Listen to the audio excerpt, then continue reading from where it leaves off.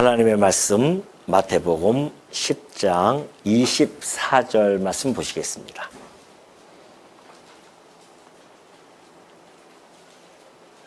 마태복음 10장 24절입니다.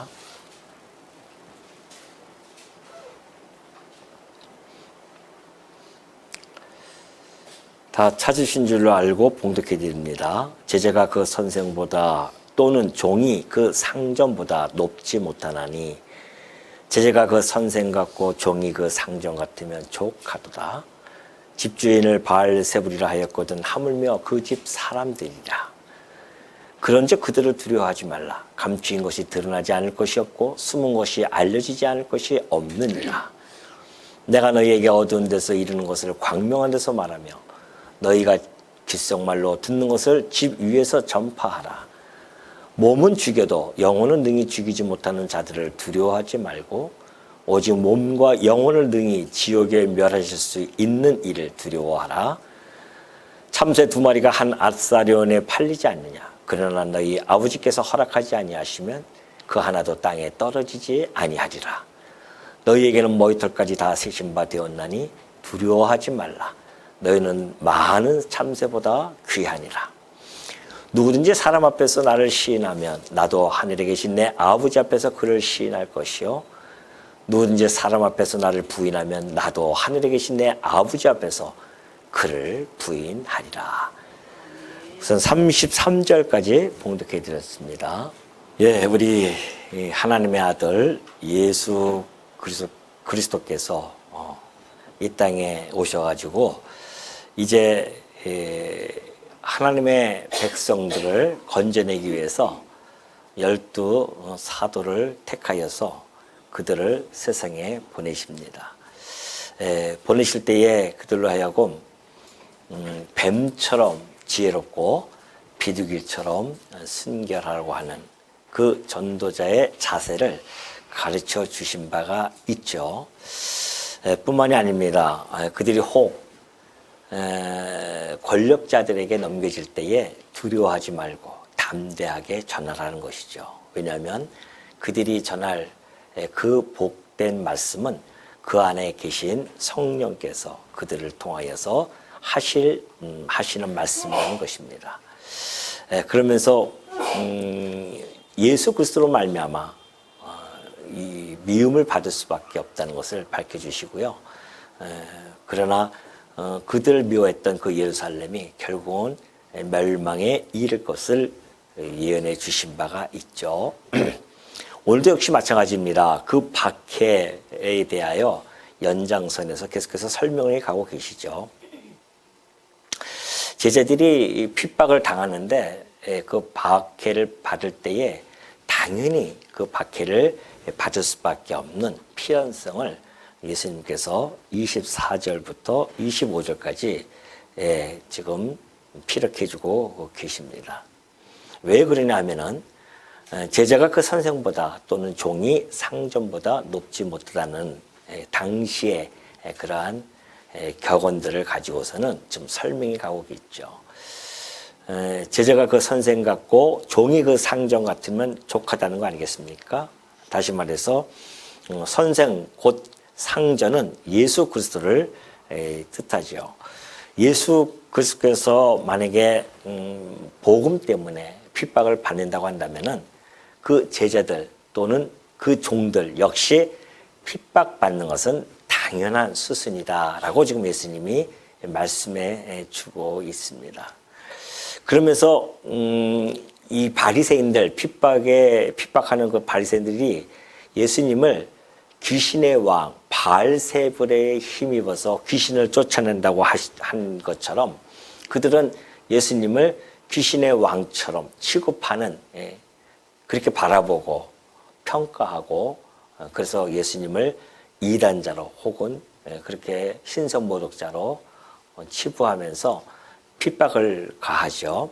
그렇다고 한다면은 그 집주인을 그렇게 이야기했다고 한다면은 그 집의 사람들이야 오죽하겠냐 말이죠. 그걸 지금 예수님이 말씀해 주고 있습니다. 그러니 너희들도 그 귀신의 졸개처럼 그들이 바라보면서 너희들을 박해할 것이다 라고 그렇게 이야기를 지금 해주고 있죠. 사실 이 박해라고 하는 것은 어떤 재앙이라든가 징계라든가 그러한 어떠한 징표는 아닙니다.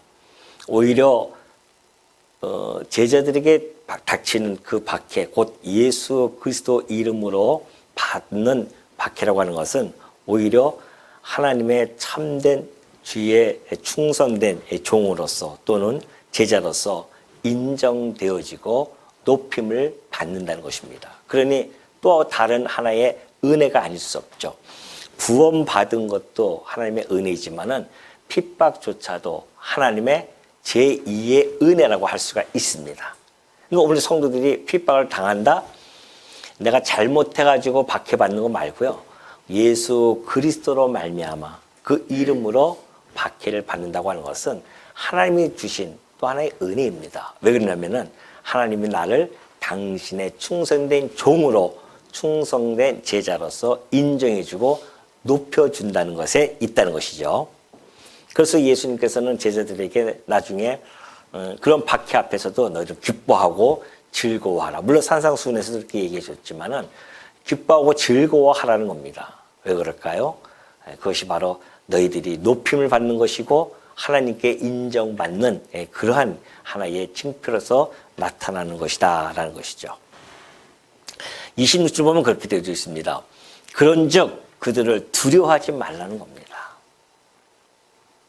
예수님을 믿고 복음을 전파하는 자들, 복된 소식을 전하잖아요. 근데 왜 박해를 받냐 말이죠. 그러니까 아이러니한 일입니다. 아니, 복된 소식을 전해주면 얼마나 상대방이 기뻐하겠습니까? 그런데도 불구하고 복된 소식을 전하는데 박해를 받는다는 거 아니겠습니까? 그러니 제자들 입장으로서는 왜 두려운 마음이 없겠습니까?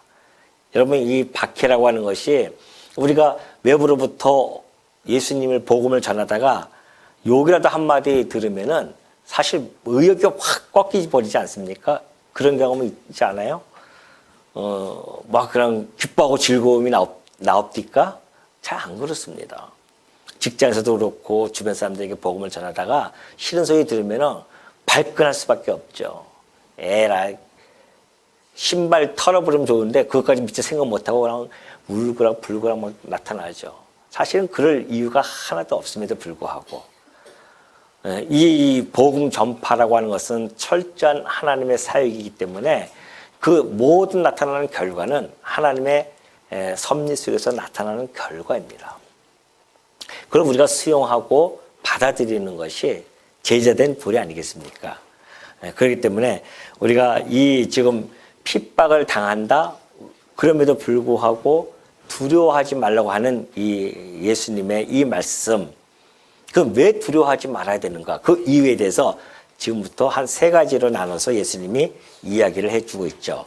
그 26절도 그렇고 28절에서도 그렇고요. 31절에서도 보면은 그렇게 두려워하지 말라 그렇게 말씀하고 계십니다. 자, 핍박을 당하는데 두려워하지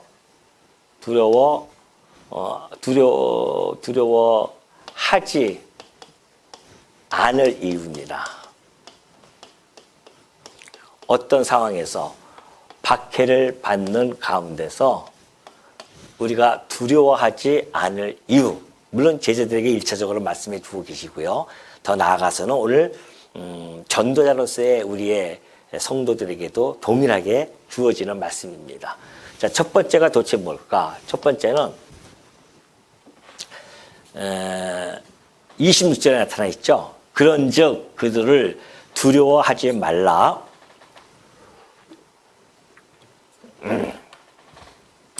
감추인 것이 드러나지 않을 것이 없고 숨은 것이 알려지지 않을 것이 없기 때문에 그렇다는 겁니다. 다시 말해서 하나님 앞에서요, 모든 것이 다 드러납니다.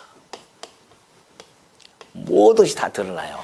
감추인 것도 없고 숨을 것도 없죠. 물론 이것이 진리가 드러나기도 하고요. 거짓과 진리가 분명히 다 드러납니다. 제자들이 이제 가서 복음을 전해요. 그러면 온갖 핍박과 서러움과 조롱을 당합니다. 그들의 헌신이 헌신 속에서 복음이 전파되어지죠. 어떻게 보면은 세상 사람들이 알아주지 않는 곳입니다. 그리고 혼자서 외롭게 그 일을 묵묵히 감당하면서 감내할 수도 있습니다. 그럴 때 우리가 오는 두려움이 있거든요. 아무도 안 알아주는 그런 상황 속에서 내가 이 핍박을 당하고 복음을 전하는데 핍박을 당한다? 아무도 안 알아준다? 얼마나 두렵겠습니까? 내가 세상에서 살아가면은 더 열심히 살아가면 사람들한테 존경도 받을 수 있고 더 부를 취해서 잘 먹고 잘 살 수도 있지 않겠는가라고 생각할 수도 있습니다. 그러나 이름 없이 빛도 없이 이렇게 살다가 없어진다고 한다면 내가 이 땅에 왜 태어났는가 이런 것에 대한 두려움이 있을 수 있죠. 그런데 두려워하지 말라는 겁니다. 예수님께서. 네가 혹 지금 이 제자들은 앞으로 이제 엄청난 박해 속에서 다 생명을 잃어버릴 자들입니다. 그들 앞에서 예수님께서 두려워하지 마. 왜냐면은 너희들이 하는 모든 헌신, 복음을 전하는 모든 일거수일투족, 그리고 그들이 너희를 핍박하는 모든 것들, 그로 인해서 나타나는 진위 또는 선악, 그리고 미추, 의와 불의, 이 모든 것들이 숨김없이 하나님 앞에서 다 드러납니다. 여러분도 이 땅에 살아가시면서 혹시 아무도 안 알아준다고 그런 일들을 갖다가 멈추거나 두려워하지 마십시오. 우리 하나님은요, 모든 것을 다 알고 계셔요. 우리가 하나님 앞에서 살아간다고 하는 신전 의식을 가지고 있는 성도들이기 때문에 어떠한 삶 앞에서 어떠한 상황 속에서도 하나님이 지금 보고 계시다. 하나님이 지금 이 모든 것을 다 나중에는 심판대에서 다 들춰낼 것입니다.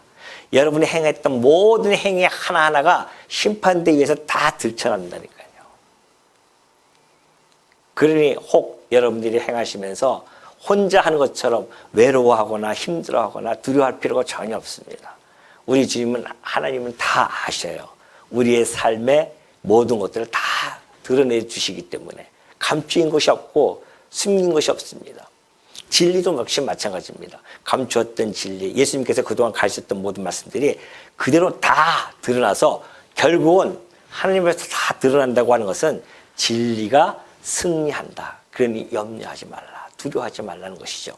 그러니 너희들이 간직되어진 것, 곧 내가 너희들에게 전해줬던 모든 것들, 그들에게 다니면서 12명을 데리고 다니면서 계속 전해줬지 않습니까? 그것이 이제 27절이에요. 내가 너희에게 어두운 데서 이르는 것을 광명한 데서 말하며 너희가 귓속말로 듣는 것을 집 위에서 전파라. 그들 데리고 다니면서 때로는 산 위에서 때로는 들판에서 그들만 내게 복음을 전해줬는데 이제는 내가 죽고 나면 이제는 그 제자들이 다 어떻게 해요? 광명한 데서 밝은 대낮에서 그리고 귓속말로 너희들이 내가 얘기해 줬지만은 이제는 집 위에서 당당하고도 또한 공공연하게 그렇게 담대히 전하라고 그렇게 지금 이야기를 해주고 있습니다. 그러니까 이 하나님 앞에서 다 드러난다고 하는 것은 그들에게는 힘이 될 수밖에 없는 거죠. 결국은 진리가 승리할 것이다. 이 말씀이죠. 두 번째는 28절입니다. 또 몸을 죽여도 영혼은 능히 죽이지 못하는 자들을 두려워하지 말라는 겁니다. 그럼 누굴 두려워해야 됩니까? 오직 몸과 영혼을 능히 지옥에 멸하실 수 있는 일을 두려워하라는 것입니다. 다시 말해서 심판주이신 하나님만 두려워하라. 두려워할 자는 이 땅에 아무도 없습니다. 왜냐하면 그들이 혹 핍박을 하면서 그들의 제자들의 육신의 몸을 해한다 할지라도요, 영혼까지는 그들이 해할 수 없습니다. 그러나 우리 하나님은 육뿐만이 아니라 그들의 영혼까지도 다 멸하실 수 있는 심판자이십니다. 하나님은 그런 분이세요. 그러니까 우리의 영과 육의 생살 여탁권자, 그러니까 하나님만이 두려워할 자이지 이 땅에 두려울 것은 하나도 없다는 거 아니겠습니까? 너희들의 영혼, 너희들의 육을 좌지우지하실 수 있는 그 하나님만을 두려워해라.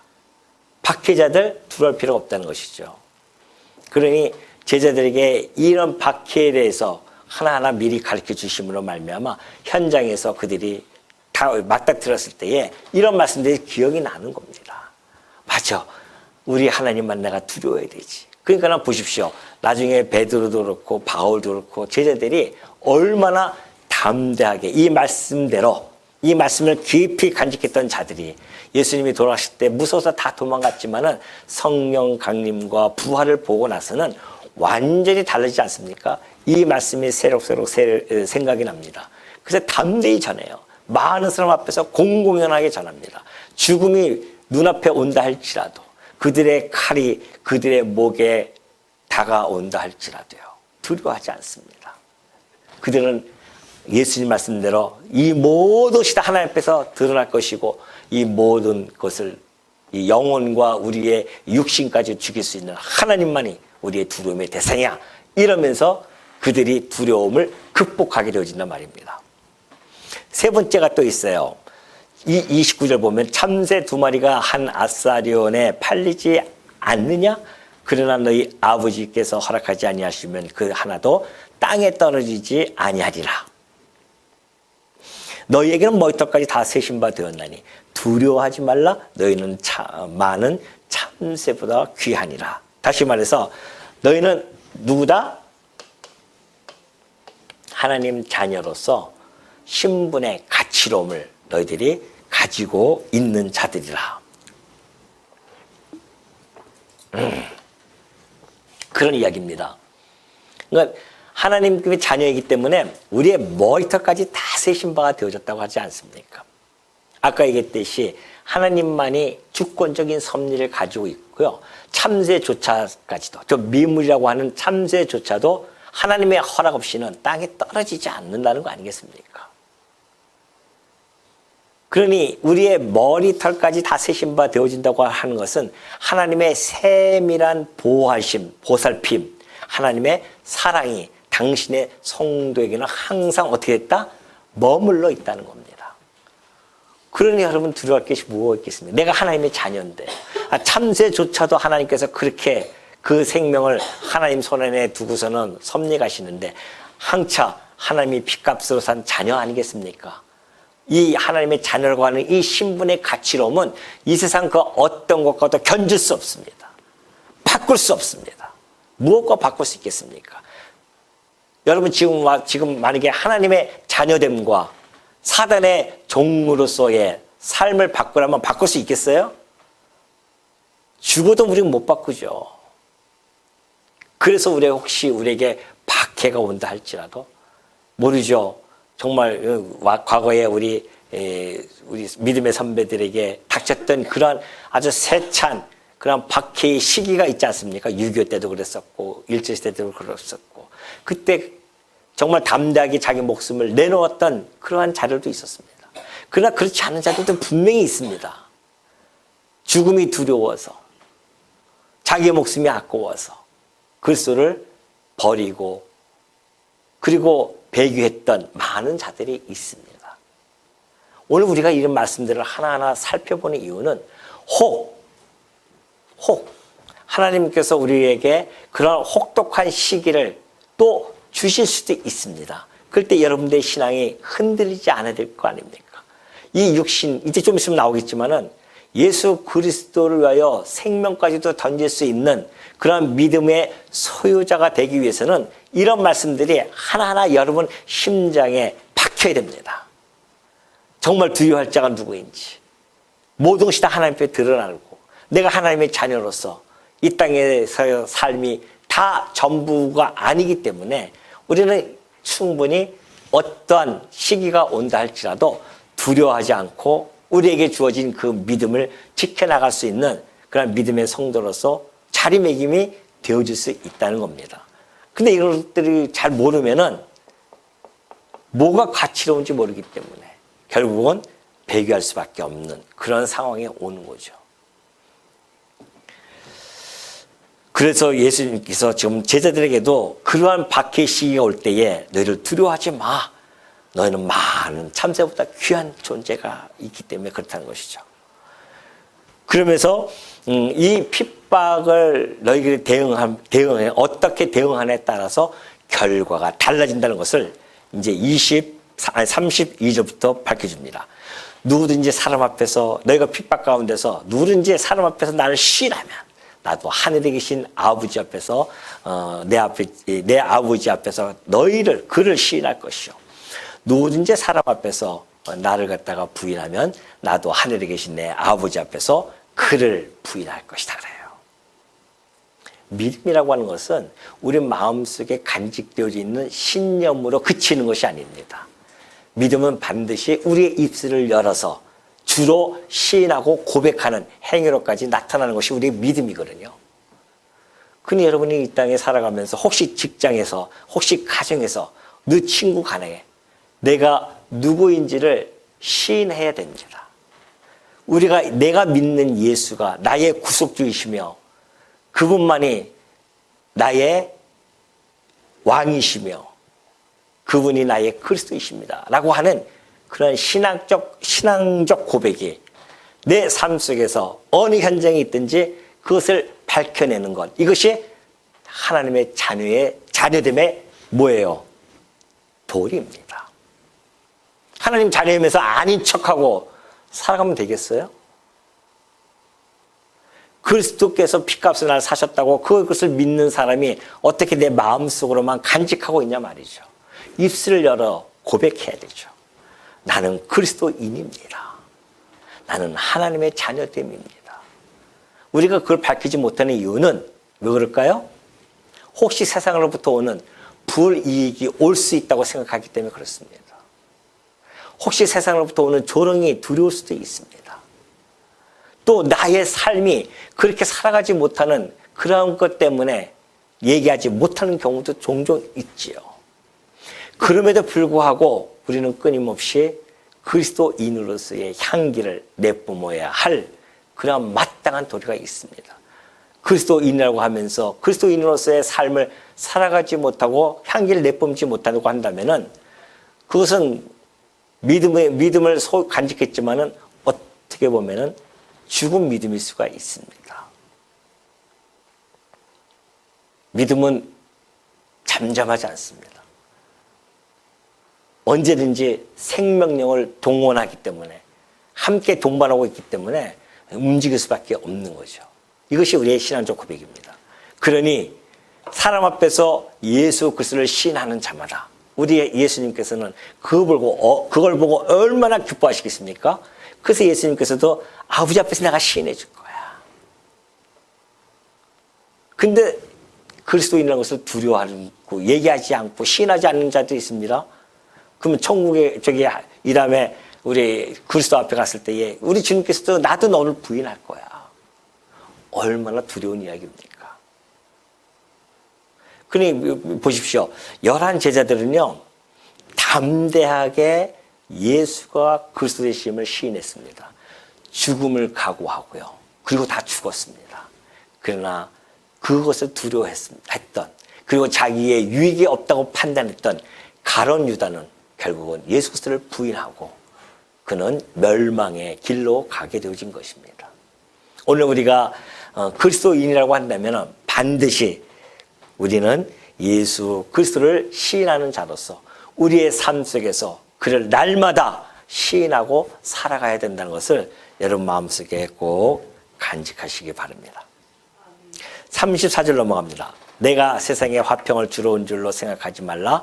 화평이 아니요 검을 주러 왔노라. 내가 온 곳은 사람이 그 아버지와 딸이 어머니와 며느리가 시어머니와 불화하게 하려 함이니 사람의 원수가 자기 집안 식구니라.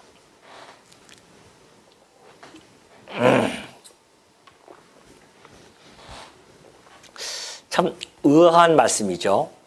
분명히 구약에서는 평강의 왕으로 오신다고 했던 예수님께서 이 땅에 오셔서는 진즉 이렇게 말씀하십니다. 내가 세상에 화평을 주러 온 것이 아니야 그래요. 검을 주러 왔다고 합니다. 검이라고 하는 것은 싸움, 투쟁 이런 걸 뜻하지 않습니까? 결국 부딪히고 불화가 날 수밖에 없죠. 왜 그럴까요?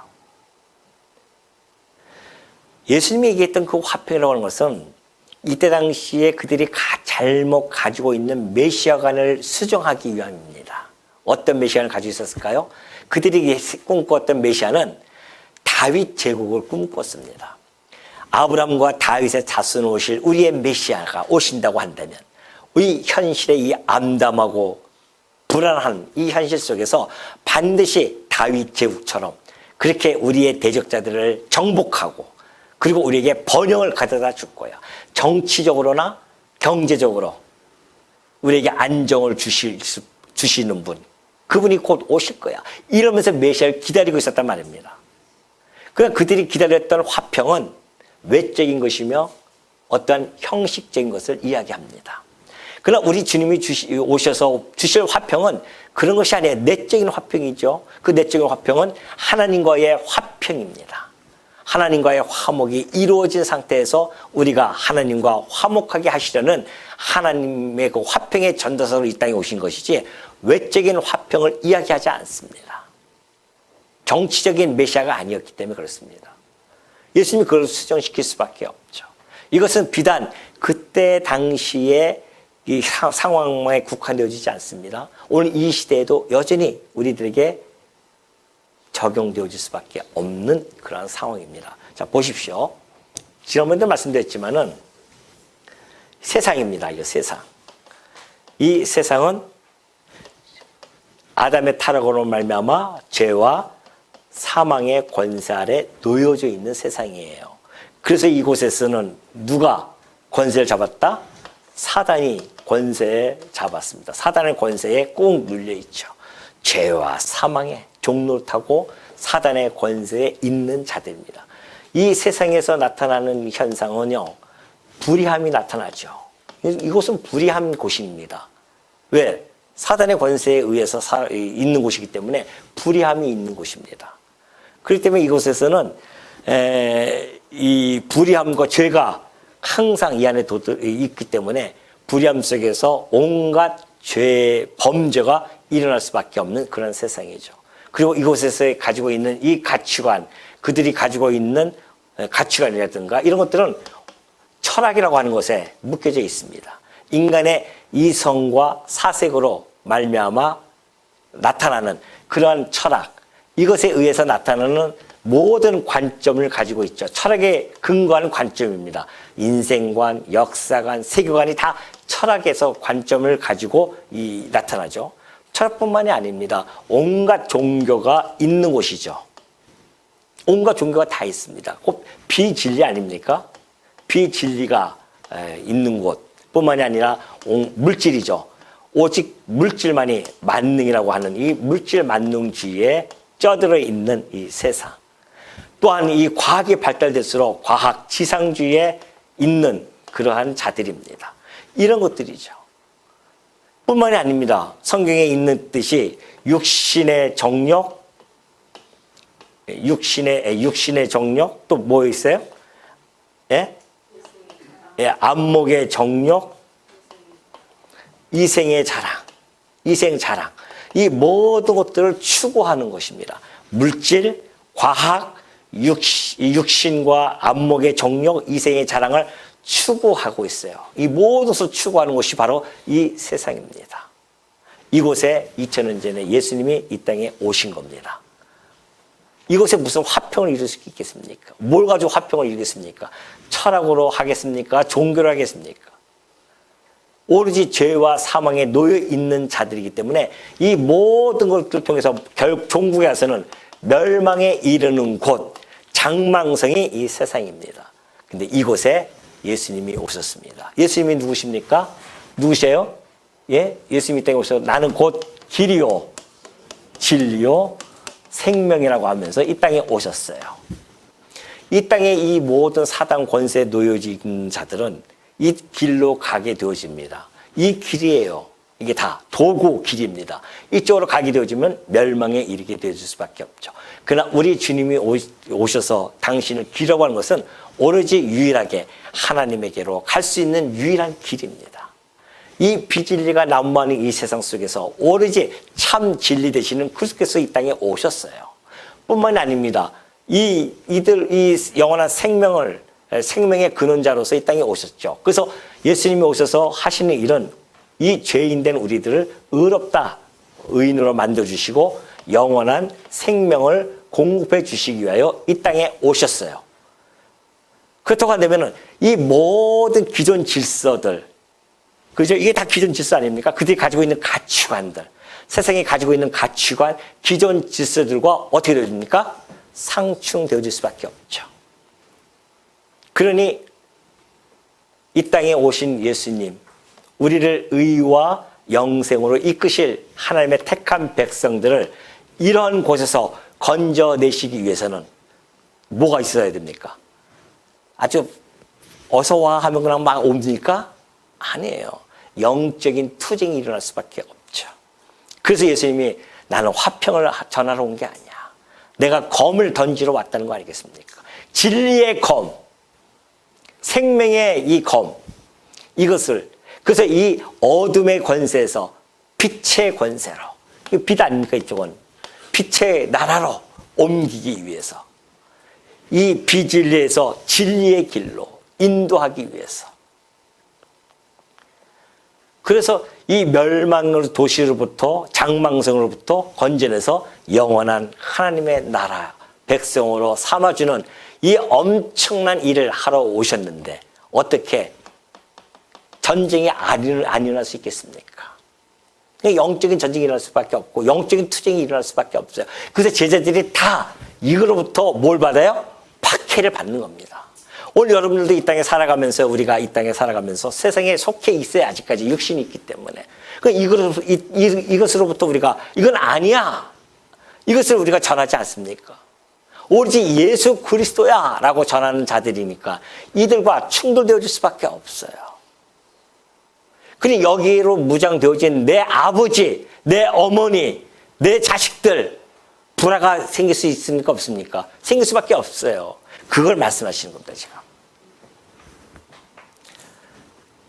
35절. 내가 온 것이 사람이 그 아버지와 딸이 그 어머니와 며느리가 시어머니와 불화하게 하려 함이니 사람의 원수가 자기 집안 식구가 되어집니다. 이렇게 얘기하니까 이 기독교는 이 가정을 무시하나 보다. 그런 얘기가 아닙니다.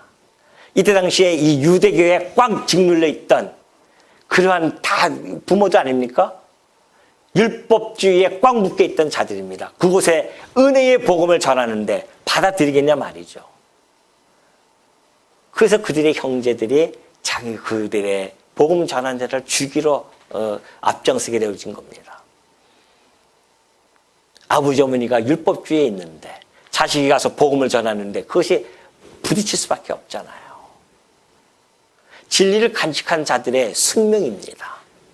진리를 간직한 자들은 그럴 수밖에 없어요. 비진리와 싸워야 되는데 어떨 겁니까? 이 세상 철학과, 이 세상 종교와, 이 세상 물질과, 이들이 아주 내세우는 이런 과학들, 이런 모든 것들과 싸우는 것이, 그래서 이 지상교회는 투쟁의 교회라고 그렇게 이야기하는 겁니다. 싸우는 거예요, 이거.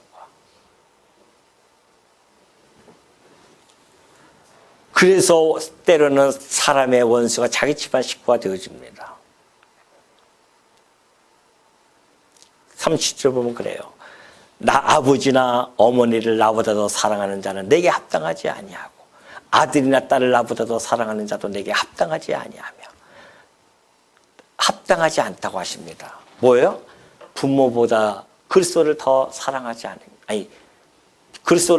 부모보다도 그리스도를 더 사랑해야 된다는 이야기 아니겠습니까? 자식보다 그리스도를 택해야 됩니다. 어떻게 보면은 이건 뭐 기독교가 이상해 라고 얘기할 수 있습니다. 안 그래요. 이건 정확합니다. 왜 그러지 아십니까? 여러분 부모를 택하실래요? 그리스도를 택하실래요? 왜 담대히 얘기 못합니까? 여러분 자식들을 택할래요? 그리스도를 택할래요? 왜 그러십니까? 예? 그분만이 나를 의롭게 만드실 수 있는 분이세요. 그분만이 나를 영원한 생명으로 인도하시는 분이라니까요. 그분만이 진리예요. 육신을 맺어진 혈연이야. 끊어지면 끝이에요, 이 땅에서. 그러나 우리 주님이 맺어진 그 혈연은 그리스도의 피로 말미암아 이루어졌기 때문에 그분만이 나의 길이요 진리요 생명이시라는 말입니다. 그보다 더 중요한 것이 어딨겠습니까? 예수 그리스도는 우리의 절대적인 가치입니다. 비교할 수 없어요. 이 땅에 그 어떠한 것도, 부모조차도, 내 자식들조차도 비교할 수 없습니다. 이것이 신앙입니다. 그러니 여러분들, 때로는 그래서 이 진리를 간직한 자들이 외롭다니까요. 부모로부터 내침을 당할 수도 있어요. 이단들이야 그걸 갖다가 착각해가지고서는 자기는 이단 교주들의 이름으로 핍박을 당했기 때문에 내치짐을 당하지만은 성도는 예수 그리스도 때문에 내침을 당하는 거란 말입니다. 그것까지 각오하셔야 돼요. 그것이 신앙입니다. 우리가 가야 할 길이에요. 그래서 좁은 문이고 좁은 길인 것입니다.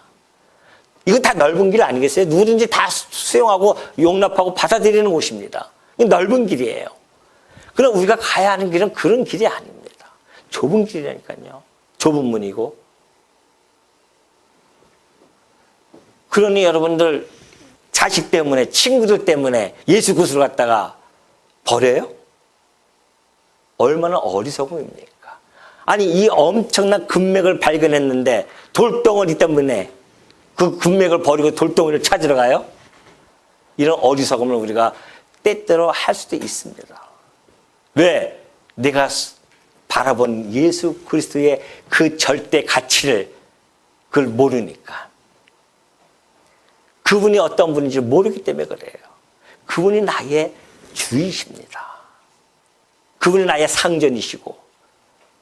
그러니 여러분, 예수 그리스도께서 오셔서 하신 말씀이 그거예요.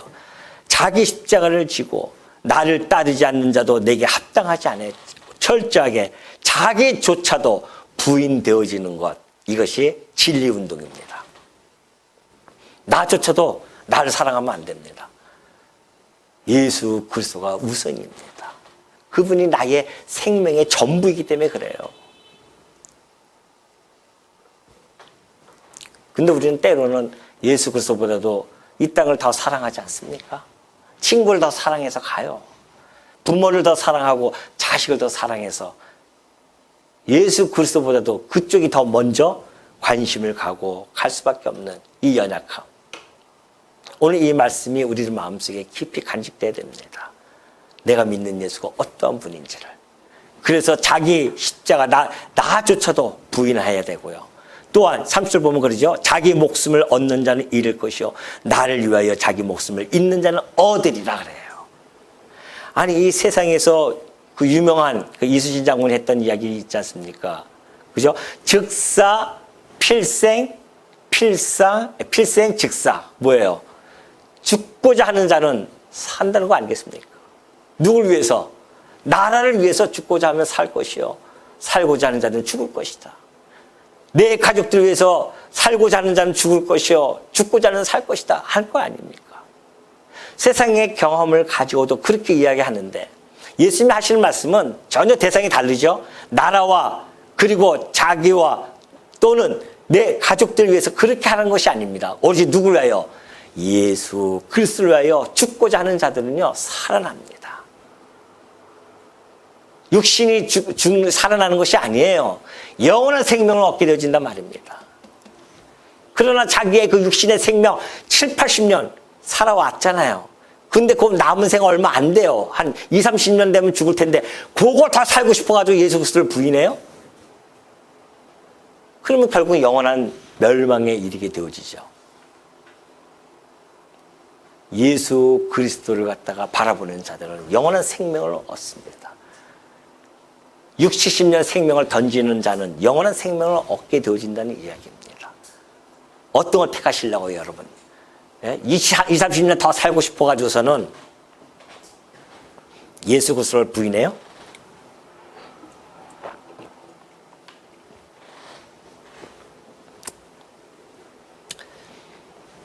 그러면서 40절 보면 그래요. 너희를 영접하는 자는 나를 영접하는 것이요 나를 영접하는 자는 나를 보내신 이를 영접하는 것이니라. 선지자의 이름으로 선지자를 영접하는 자는 선지자의 상을 받을 것이요, 의인의 이름으로 의인을 영접하는 자는 의인의 상을 받을 것이요, 또 누구든지 제자의 이름으로 이 작은 자 중 하나에게 냉수 한 그릇이라도 주는 자는 내가 진실로 너희에게 이르노니 그 사람이 결단코 상을 잃지 아니하리라. 복음에 대한 핍박만 이야기하니까 얼마나 지금 암울하고 어둡겠습니까? 우리 주님이 위로해 주고 계십니다.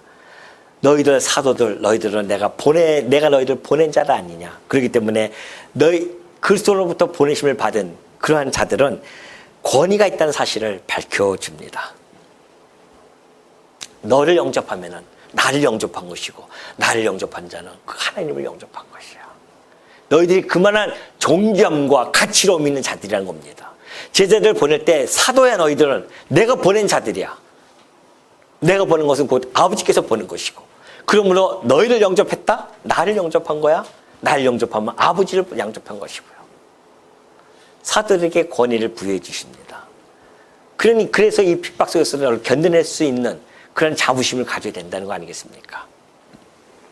그러면서 선지자의 이름 또는 의인, 제자들 다 한결같이 이 세상으로부터 작은 자이고 멸시받고 천대받는 자들 아닙니까?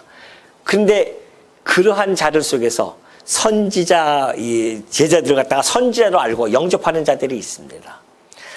다시 말해서 선지자의 사역을 돕는 것이죠. 그렇다고 한다면은 그들은 선지자가 받을 상급에 동참되어집니다. 이분이 선지자 같은 선지자로 받아들이고서는 그 선지자 사역을 도와주십시오. 그러면 어떻게 돼요? 선지자 상을 받는 겁니다. 동일하게. 하나님의 의를 전하죠. 그리고 그것을 실행하는 그러한 제자들입니다. 그래서 그들이 의인이에요. 하나님부터 의인이라 칭함을 받고, 그래서 그들이 전하는 그 복음을 받고 영접하고 수용한다? 그렇다고 되면 의인의 상을 받는 거 아니겠습니까? 주의 사역자들을 환대하는 자들이 있습니다. 지극히 적은 봉사에 물 한 컵 대접하는 것이 뭘 대수겠습니까? 그럼에도 불구하고 하나님은 그걸 절대 지나가지 않는다는 겁니다. 그 상을 결코 하나님께서 잊지 않는다고 합니다. 주의 사역자들을 대접한다고 하는 것이 그만큼 중요하다는 것이고 그만큼 가치롭다는 거 아니겠습니까? 우리 권사님들, 집사님들 식사 대접하시라고 얼마나 봉사하고 계십니까? 그거 절대 헛되지 않다니까요. 아니, 냉수 한 점만 대접해도 상을 잃지 않는데 냉수만 대접하는 게 아니잖아요, 지금. 절대 상을 잃지 않습니다. 그러니까 일하시면서 혹시 피곤하고 힘들지만은 그렇다고 해서 너무 그렇게 하지 마십시오. 우리 하나님께서 보시고요. 그 상을 절대 잃지 않고 계신다는 사실. 예수님께서는 지금 이 박해자들 앞에서, 박해받을 그 제자들 앞에서 복음을 전하는 자들이 그 위로도 하나님이 함께 주심을 알게 해주고 계시죠. 오늘 우리가 이 땅에 지금 성도로서 살아가고 있습니다. 지금 우리 예수님이 말씀하셨던 것들이 역사 속에서 그대로 다 현장에서 일어났었고 다 이루어지고 성취되어진 일들입니다. 제자들이 얼마나 두려워하지 않고 복음을 전했는지, 그리고 그들을 환대했던 자들이, 그 복음을 받았던 자들이 얼마나 큰 복을 누리고 있는지, 오늘 이 시대에 우리들도 역시 그들이 전한 이 복음 우리가 그대로 받아들이고 우리가 지금 그 상을 고스란히 다 받고 있지 않냐 말이죠. 그렇다고 한다면은 우리도 역시 이 시대에 비록 지금은 우리에게 이런 혹독한 시기는 아니라 할지라도 언제 그 시기가 올지를 모르기 때문에 이 말씀 속에서 여러분이 무장을 해가고 있어야 됩니다. 지금 현재 혹시 또 핍박을 받을 수도 있죠. 가족들로부터, 직장 동료로부터, 친구들로부터. 그런데 그렇다고 해서 주눅들지 마시고요. 우리 하나님이 우리 하나님 앞에서 다 드러날 뿐만 아니라 우리 하나님만을 두려워하는 자들로서 하나님의 자녀됨을 잊지 않고 계시다고 한다면 그 어떠한 형편이든지 상황에서도 여러분들이 담대하게, 당당하게, 그리고 우리의 입술을 열어서 예수를 그리스도로 시인하고 하나님의 자녀됨의 그 신분으로서의 가치로움을 나의 삶 속에서 나타내면서 살아간다는 걸 잊지 마시는 우리 성도님들이 되어주시기를 당부드립니다.